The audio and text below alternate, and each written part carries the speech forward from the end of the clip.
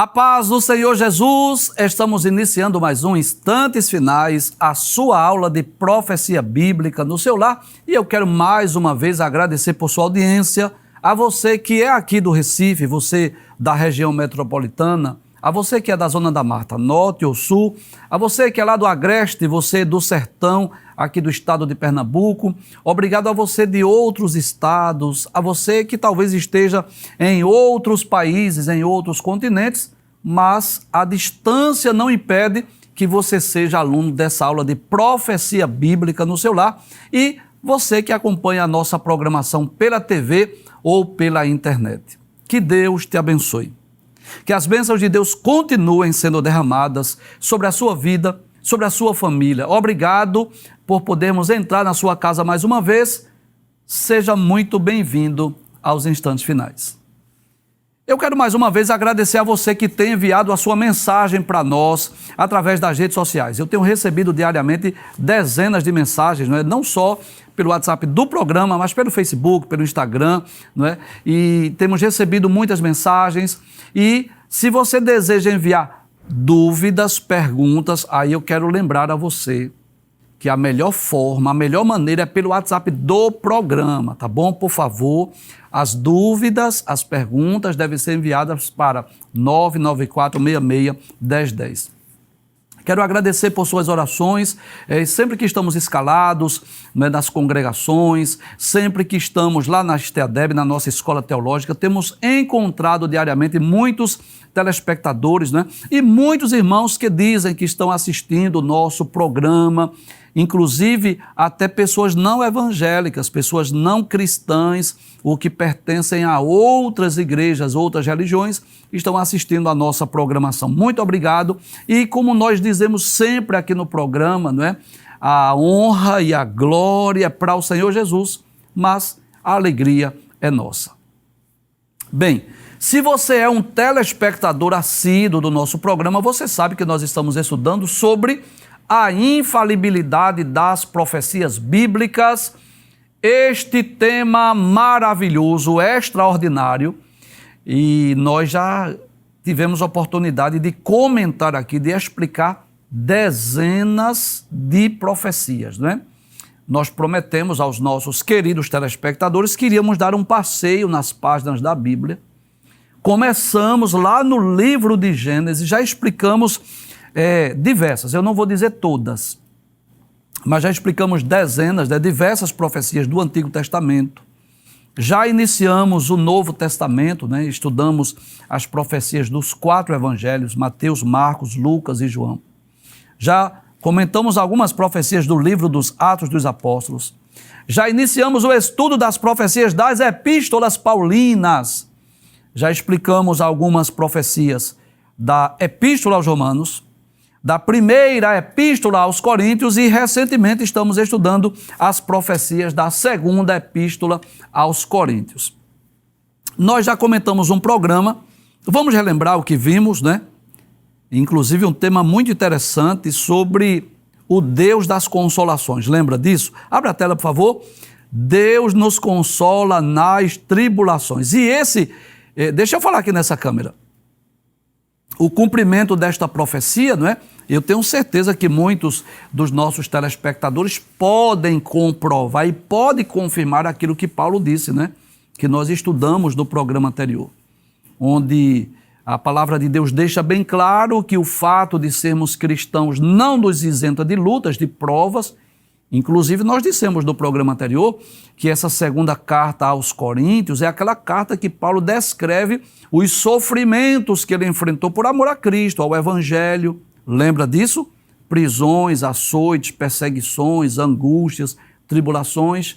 Mas Paulo disse aos crentes de Corinto que apesar das muitas lutas, das constantes tribulações, Paulo ensinou sobre a consolação. Paulo disse que era consolado por Deus e ele disse que essas tribulações que nós enfrentamos devem servir também para que nós possamos consolar a outros. Ou seja, nós somos consolados por Deus e devemos ser agentes consoladores e consolar a outros.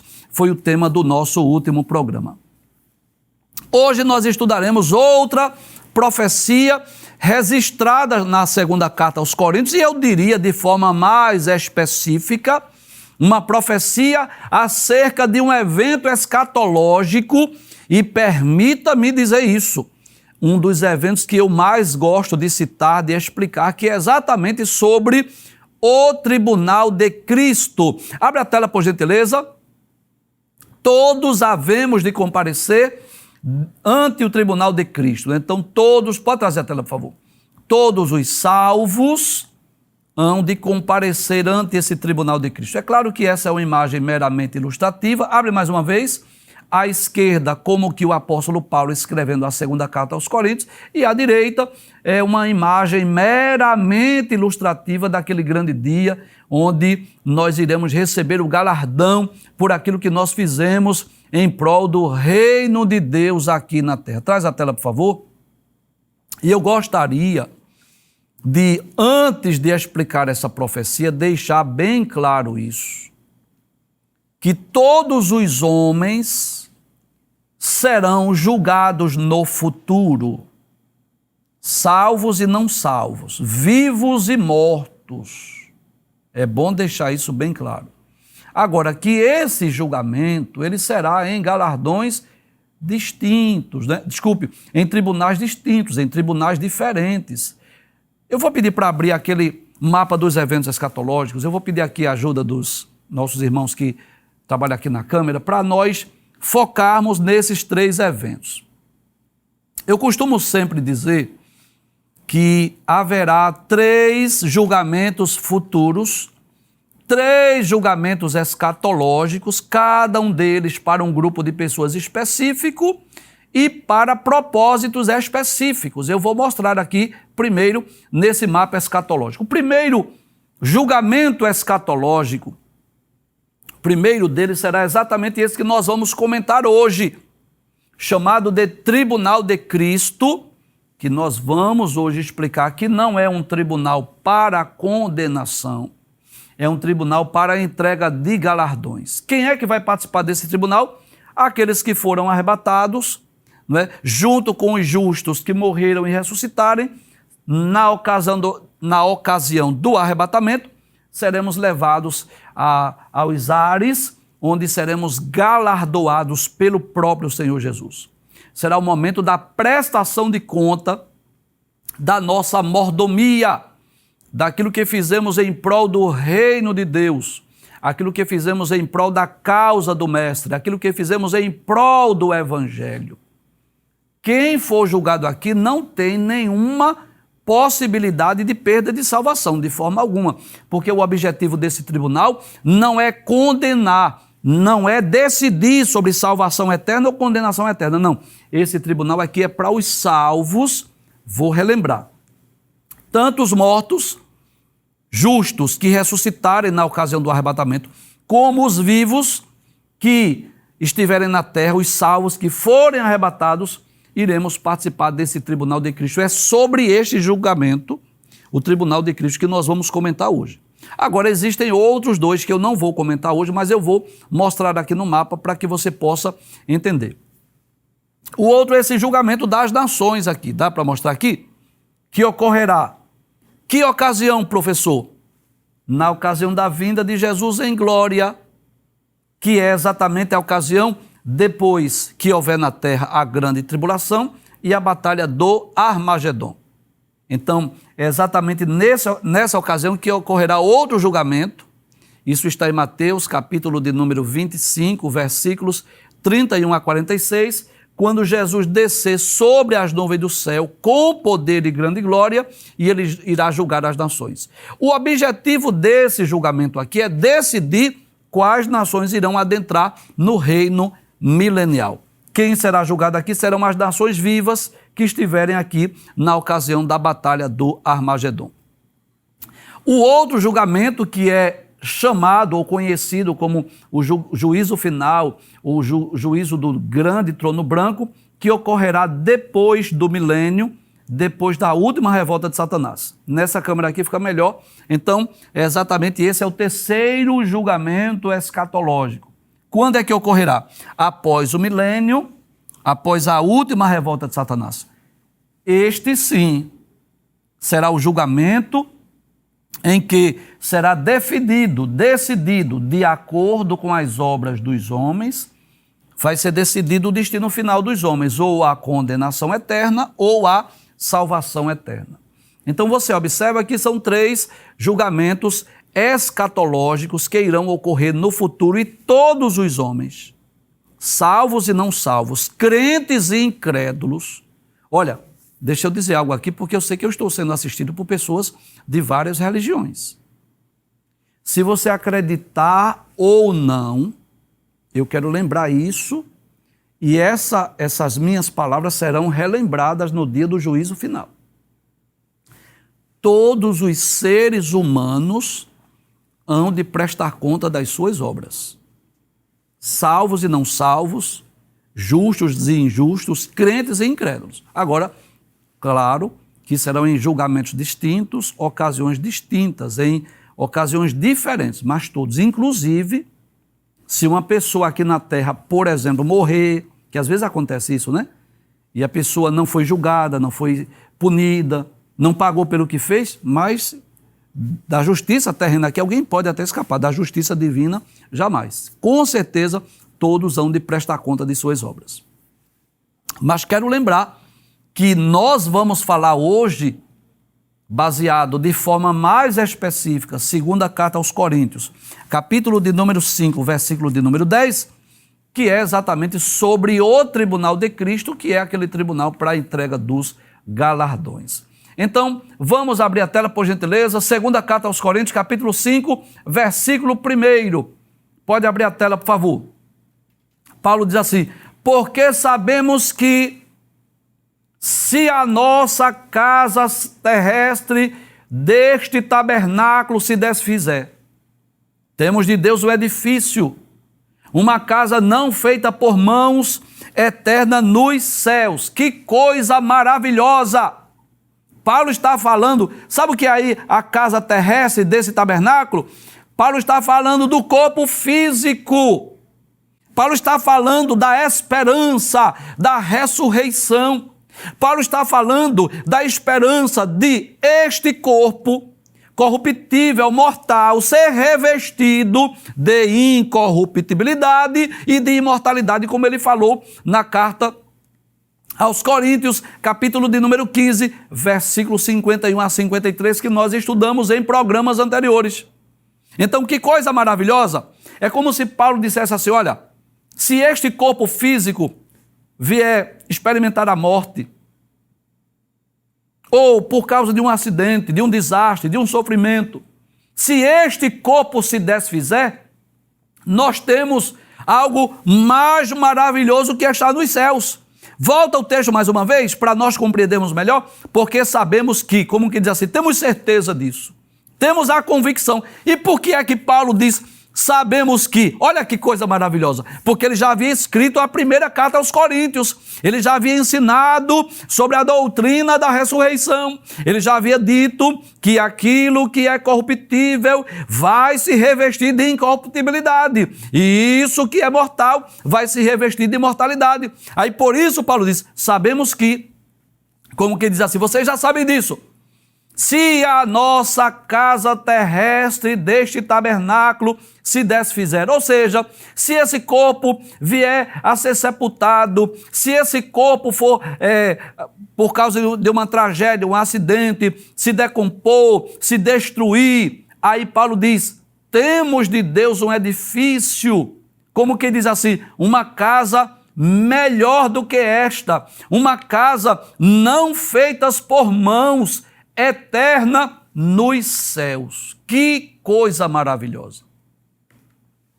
E eu aproveito para falar sobre isso, que essa é a esperança do salvo, não é?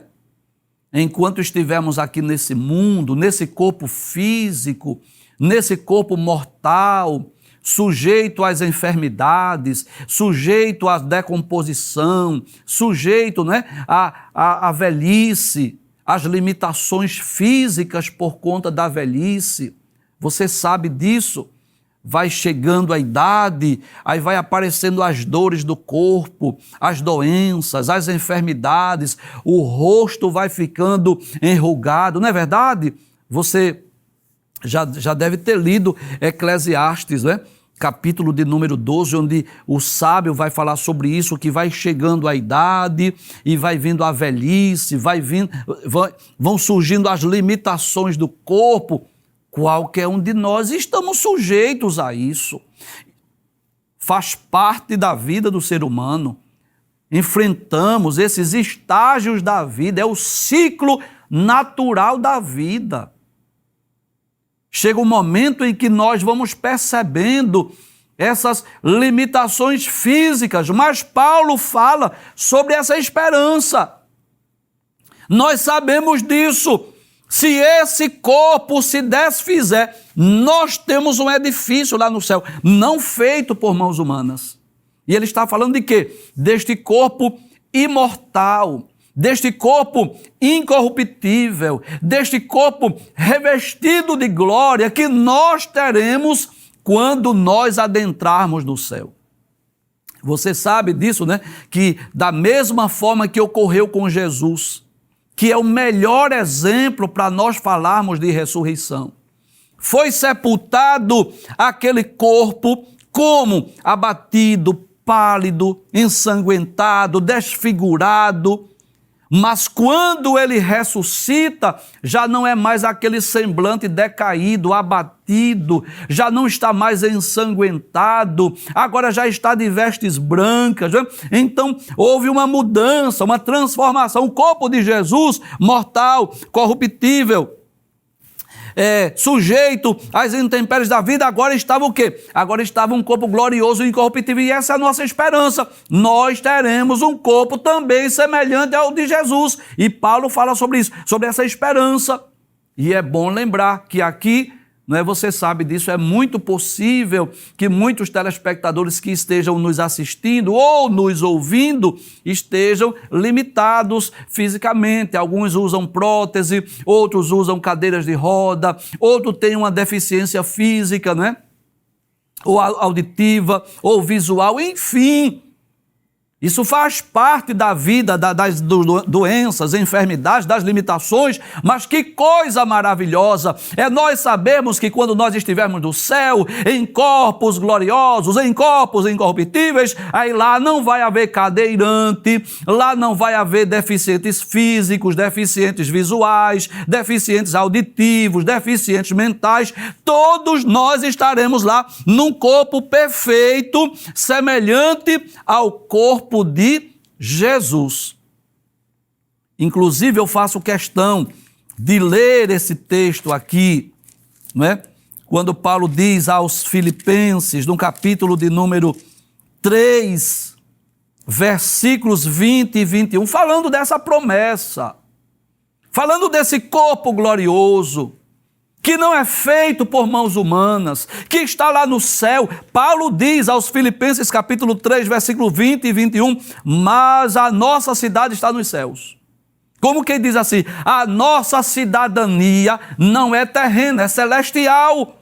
Aí ele diz, donde também esperamos o Salvador, o Senhor Jesus Cristo. Nós esperamos Jesus lá do céu.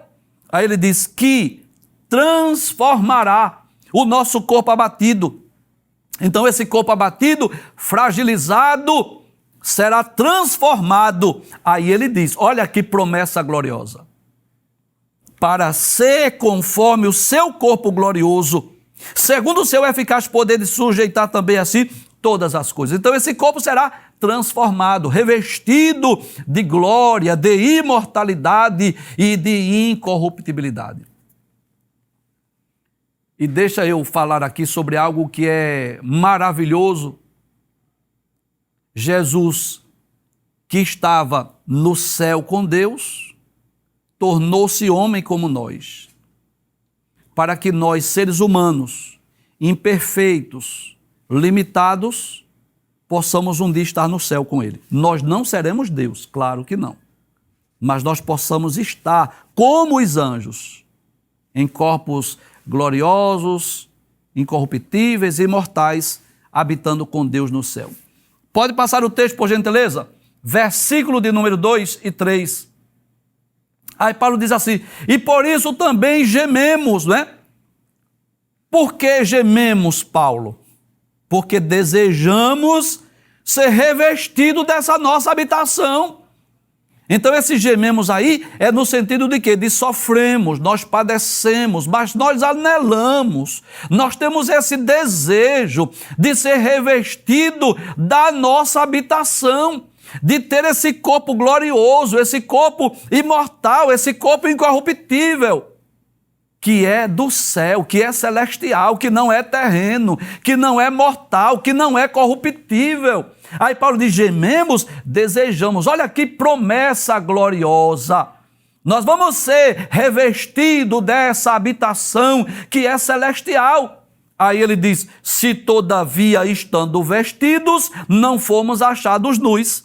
E eu faço questão de ler aqui, numa outra versão, na Nova Versão Internacional, esse texto diz assim: porque estando vestidos, não seremos encontrados nus. Então, aquele que está, assim como esse corpo físico, está revestido, claro, de roupas terrenas, físicas e humanas, mas nós seremos revestidos ou vestidos de uma veste celestial e espiritual. Que coisa maravilhosa! Sabe o que Paulo está dizendo? Que não só o nosso corpo será celestial, mas as nossas vestes também. E aqui, enquanto estivermos na terra, nós precisamos vestir roupas, trocar de roupas, né? Comprar novas roupas, porque as roupas vão se desgastando e a gente vai comprando outras roupas, não é assim? De acordo com a condição de cada um, mudando o vestuário, não é assim? Mudando o guarda-roupa, não é assim que acontece conosco? Então a gente usa uma roupa e depois vai trocando, vai mudando, já vamos pegando aquelas roupas, dando para outras pessoas e assim sucessivamente. No céu, Paulo está dizendo, não só o corpo será celestial, mas as vestes também. Nós no céu não vamos precisar fazer compras de roupas ou mudar as nossas vestes, porque todos nós estaremos vestidos de vestes espirituais, que são vestes também celestiais. Volta ao texto, por favor. Pode passar o texto, versículos 4 e 5. Aí ele diz: porque também nós, os que estamos neste tabernáculo, ou seja, nesse corpo físico imortal, gememos carregados, não porque queremos ser despidos, mas revestidos, para que o mortal seja absorvido pela vida. Esse é o nosso desejo, a nossa esperança.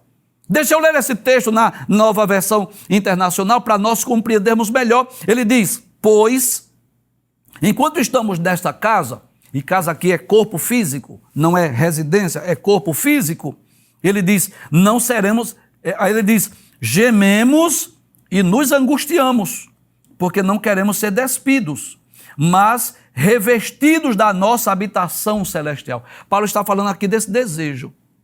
É como se Paulo dissesse assim: eu desejo, eu anelo ser revestido dessa habitação celestial, desse corpo celestial, glorioso, incorruptível, para que aquilo que é mortal seja absolvido pela vida. O que significa isso, Paulo? O mortal ser absolvido pela vida significa o que nós já dissemos: ser revestido de glória, ser revestido de imortalidade, ser revestido de incorruptibilidade. E essa é a nossa esperança, é a esperança do salvo. Não só a esperança de Paulo, mas a esperança de cada um de nós. Essa é a verdade. Enquanto nós estivermos aqui, estamos sujeitos, às doenças, às enfermidades, às limitações, aos vírus, às pandemias que assolam a humanidade. Os países que estão em guerra, as pessoas estão, muitos ali, mutilados pelas bombas, pelas granadas. Faz parte da vida.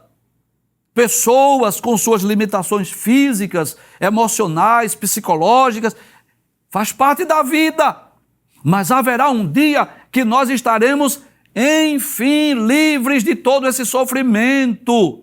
Quando nós estivermos com esse corpo glorioso, incorruptível, imortal, semelhante ao corpo de Cristo, nós não teremos mais nenhum tipo de limitação nesse aspecto, nenhum tipo de corruptibilidade, de corrupção, nenhum tipo de anomalia, nenhum tipo de doença, de limitações, de distúrbios, nenhum tipo de problemas nesse sentido. Nenhum, nós estaremos num corpo perfeito, glorioso, incorruptível, imortal, cheio de glória, como a palavra de Deus nos promete. Passa o texto, por favor. Aí ele diz que desejava ser revestido. Volta, por favor, só para eu reler a última frase. Aí ele diz, desejando, que esse mortal seja absolvido pela vida, ou seja, que seja revestido dessa glória ou dessa incorrupção. Versículo 5 a 7, ele diz, ora, quem para isso mesmo nos preparou foi Deus. Olha aí, Paulo diz aos crentes de Corinto, é Deus, foi Deus que preparou isso. Foi Deus que preparou esse corpo para nós, essas vestes celestiais, espirituais, o qual nos deu também o penhor do Espírito. Como que diz assim, a garantia foi dada por Deus pelo Espírito Santo. A certeza, a prova, a garantia que nós temos é o Espírito Santo que habita em nós, pelo que estamos sempre de bom ânimo, sempre alegres. Olha aí o regozijo de Paulo, sabendo que enquanto estamos no corpo, vivemos ausentes do Senhor. Enquanto nós estivermos aqui na terra, nesse corpo físico limitado, nós estamos distantes fisicamente do Senhor, ausentes do Senhor. Nós andamos por fé e não por vista. O que significa isso? Paulo está dizendo assim, nós não vemos a Cristo, mas nós servimos a Ele, procuramos agradar a Ele, fazer a vontade dEle, embora que Ele não esteja fisicamente mais entre nós. Claro que Jesus habita pelo Espírito dentro de nós, mas Ele não está mais fisicamente entre nós, Ele está no céu. Nós não podemos vê-lo como os 12 viam, como os 12 que andaram com Ele. Mas nós sabemos que isso é por um pouco de tempo. Nós estamos andando por fé, servindo a Cristo por fé, fazendo a vontade de Cristo por fé. Não é por vista, nós não estamos vendo, mas nós temos essa certeza. O Espírito de Deus que habita em nós colocou dentro de nós essa certeza. Pode passar o texto, por favor? Versículo de número 8 e 9, ele diz, mas temos confiança e desejamos antes deixar este corpo para habitar com o Senhor. Olha que coisa maravilhosa. Paulo está dizendo que tem esse anelo, esse desejo no coração de deixar esse corpo para habitar com o Senhor. E por quê? Porque quando estiver no céu, a vida com certeza será melhor. Pelo que muito desejamos também ser-lhe agradáveis, quer presentes, quer ausentes. Olha que coisa maravilhosa. Paulo está dizendo assim, nós estamos andando por fé e não por vista. Jesus não está aqui fisicamente entre nós, mas nós estamos procurando agradá-lo e servi-lo. E temos essa confiança que vamos deixar este corpo físico, esse corpo mortal, que nós vamos habitar com Cristo. Estamos procurando ser agradáveis, como que diz assim, servir a Ele, agradar a Ele. Não só quando estamos presentes, mas também quando estamos ausentes. Ou seja, ainda que Ele não esteja aqui fisicamente entre nós, mas nós estamos nos esforçando para agradá-lo, para fazer a vontade dEle. Pode passar o texto, por favor? Versículo de número 10, que é esse que eu quero dar uma ênfase. Os demais foi apenas um contexto para chegarmos nesse texto aí. Paulo diz assim, porque todos devemos comparecer ante o tribunal de Cristo. Primeiro, eu gostaria de dizer que esse todos aí, ele está se referindo aos salvos. Traz a tela, por favor. Como é que o senhor sabe, professor? Ele não estava escrevendo aos coríntios? Não foi para os crentes da igreja de Corinto? Então é os salvos. Esse primeiro julgamento escatológico, que nós já falamos que são 3, mas o primeiro é só para os salvos. Os incrédulos não vão participar. Quando ele diz todos, ele está se referindo a todos os crentes, a todos os salvos. E eu lembro, tanto aqueles que morreram e ressuscitaram, como aqueles que estavam vivos e foram arrebatados. Nós iremos nos encontrar com o Senhor nos ares para sermos galardoados por Ele. Volta ao texto mais uma vez. E a palavra que Paulo usa aí para tribunal é bema, que pode significar, pode trazer a tela, o bema, ou tribunal, pode significar, por exemplo, uma espécie de um púlpito, onde os oradores davam seus discursos. Pode significar também uma espécie de púlpito ou de tribunal, onde os juízes julgavam as causas. Pode ser também uma espécie de um pódio, onde os atletas recebiam suas medalhas, suas coroas das competições, das Olimpíadas, que desde aquela época já existiam. Então, o sentido que Paulo está dizendo é esse. Nós vamos comparecer ante esse bema, esse tribunal, para quê? Para recebermos o galardão, para que as nossas obras sejam julgadas. Abre a tela mais uma vez. Aí Paulo vai dizer assim, para que cada um receba segundo, ou seja, de acordo com o que tiver feito por meio do corpo, ou bem ou mal. E aí eu trago à vossa lembrança aquilo que nós já dissemos, que esse bem ou mal aí não é pecado, não é iniquidade, não é transgressão, mas esse bem ou mal é tipo de obra, é tipo de serviço, é a motivação correta. O que Paulo está dizendo é que cada um receberá segundo o seu trabalho. Se você fez bem, se isso vai resultar em galardão, você receberá galardão. Se você fez mal, ou seja, relaxadamente, negligentemente, isso não resultará em galardão. E eu quero dizer, sem medo de errar, que um dos grandes privilégios, um dos grandes benefícios, não é o único, mas um dos grandes privilégios do crente é poder servir a Deus e a sua obra.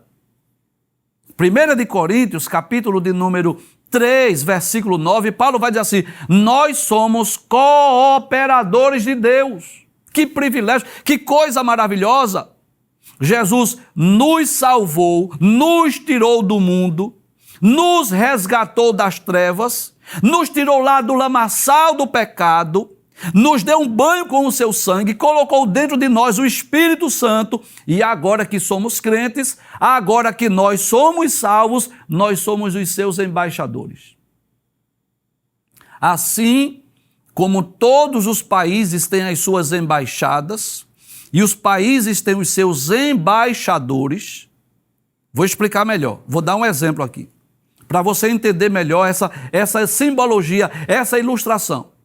O Brasil tem embaixada em vários países e tem os seus embaixadores em várias nações. Existem brasileiros em outras nações que estão trabalhando nas embaixadas exatamente para fazer essa comunicação entre países. Quando há um problema internacional, são esses embaixadores que vão procurar resolver esses conflitos. Da mesma forma, existem embaixadores de vários países que estão no Brasil, nas embaixadas.